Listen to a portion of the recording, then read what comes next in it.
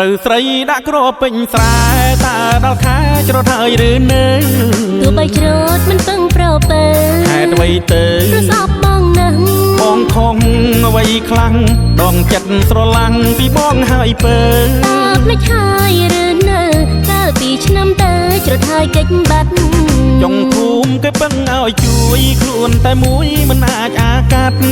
តែឆ្នាំនេះម៉ែកូនប្រយ័ត្នព្រោះបើបាត់គ្មានអ្នកជួយគាត់អូនអើយកុំខាត់ខ្លាចម៉ែអូនមាត់ជេរមុខជេរក្រោ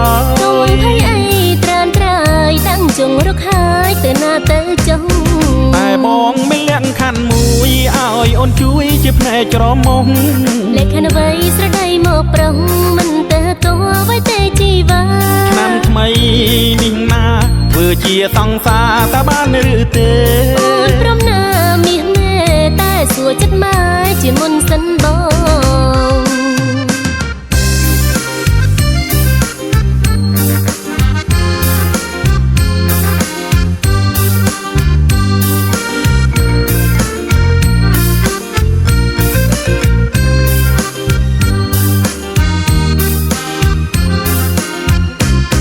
ត្រូវស្រីដាក់គ្រាប់ពេញស្រែតើដល់ខែច្រត់ហើយឬនៅទោះបីច្រូតមិនពឹងប្រពើហេតុអ្វីទៅព្រោះស្អប់បងណាស់បងខំអ្វីខ្លាំងដងចិត្តស្រឡាំងពីបងហើយពើតើភ្លេចហើយឬនៅកាលពីឆ្នាំទៅច្រត់ហើយកិច្ចបាត់ចុងភូមិគេពឹងឲ្យជួយខ្លួនតែមួយមិនអាចអាកាត់តែឆ្នាំនេះម៉ែកូនប្រយ័ត្នព្រោះបើបាត់គ្មានអ្នកជួយគាត់អូនអើយកុំខាត់ខ្លាចម៉ែអូនមាត់ជេរមុខជេរក្រោយហើយអីត្រានត្រើយតាំងជងរកហើយទៅណាទៅចុង